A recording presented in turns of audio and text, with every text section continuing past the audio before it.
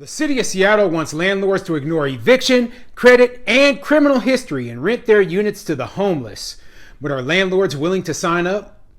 I'm Tony, and this is Real Estate Investing and Landlord News.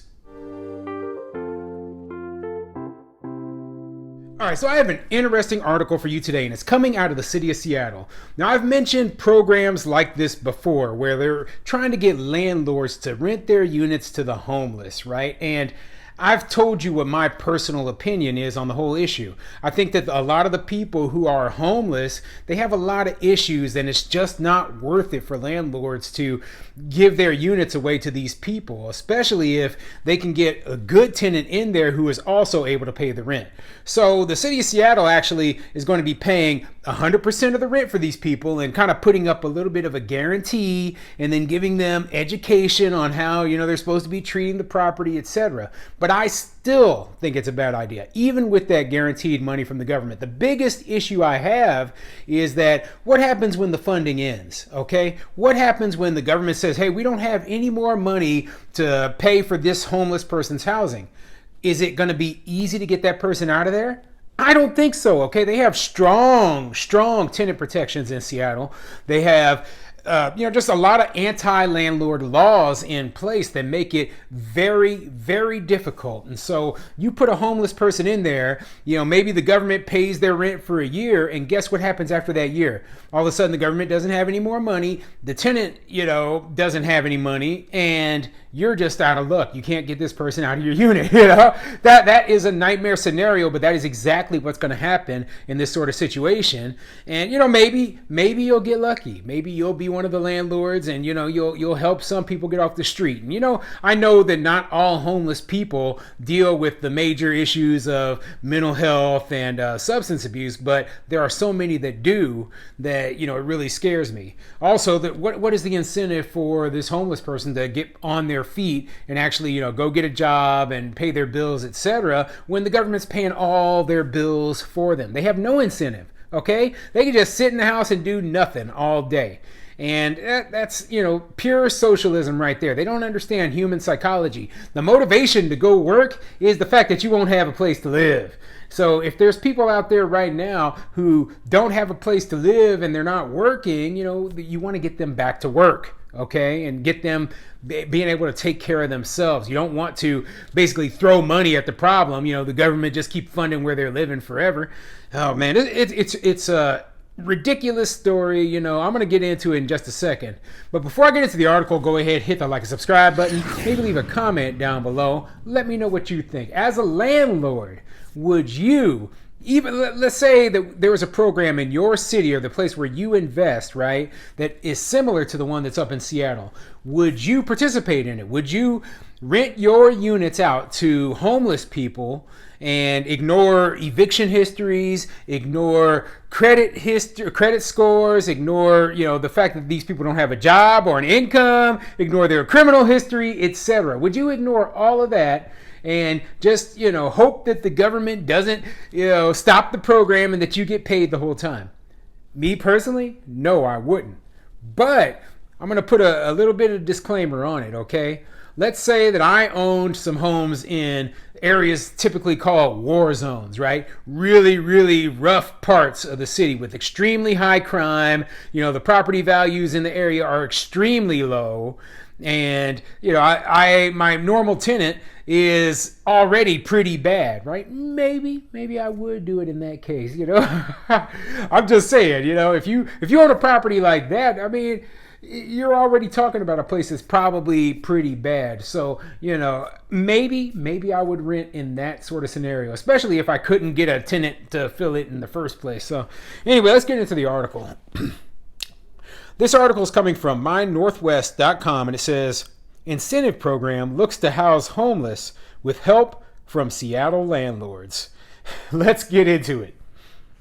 The King County Regional Homeless Authority, KCRHA, has set up a new incentive program to encourage landlords to help house homeless people in their empty apartment units.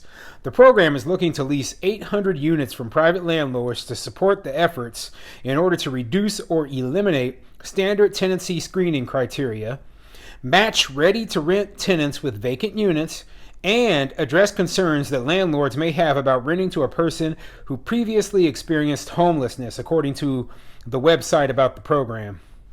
Landlords are guaranteed to receive the full amount of rent paid on time throughout the program. This will be coordinated through the Housing Command Center, a centralized emergency operations management system. That's the main goal, is to connect the unhoused with housing and provide services to the homeless population of King County. So yeah, I mean, I'm sure the program has great intentions, okay? But when you think about the fact that a lot of landlords already don't want to rent to tenants who are Section 8, and Section 8 tenants aren't necessarily the same people. I mean, the homeless population is the very lowest rung of the ladder, okay? And you're going to be, putting your investment, your property at risk in order to rent to those people, right? And while, like I said, the government is going to cover their rent, maybe they'll have some sort of liability policy where, hey, if damages are done, they will cover it. But that's only for the amount of time that their budget allows. And when that budget runs out, because it always runs out, we're going into a recession here. Inflation is sky high. There's going to be cutbacks all over in local and state and even the federal government at some point, right? And it might be 1 year from now, it might be 5 years from now, but you could end up stuck with a problem tenant, unable to get that tenant out of your unit. And so, when I read this program and it says that, they want to eliminate the standard tenancy screening criteria, right? And that is a big issue right there. The last thing I really want, on top of my unit getting destroyed and not getting paid, I don't want criminal activity going on within my unit, okay? So I don't want, a tenant to come in there and be committing crimes, using drugs, selling drugs, etc., okay? And when you get rid of your screening criteria and then you're putting in this very, very bottom rung of the ladder tenant into your unit, well, you might have that problem. The HCC will also cover moving expenses and other one-time expenses like security deposits. We often receive the question, what can I do to help? Mark Dones, CEO of the King County Regional Homeless Authority, said. This is one very clear way that you can take action and be part of a community effort to end homelessness. Prospective tenants will be taught rental responsibilities, apartment upkeep, and how to be a good neighbor. The HCC will also have program advocates who will visit tenants in order to address concerns and ensure the tenant is adapting to their new home.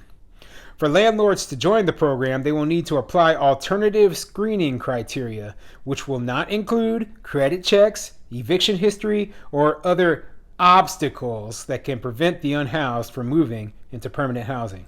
So, what are the other obstacles that you might think that make it a little bit difficult for someone to find housing as a tenant?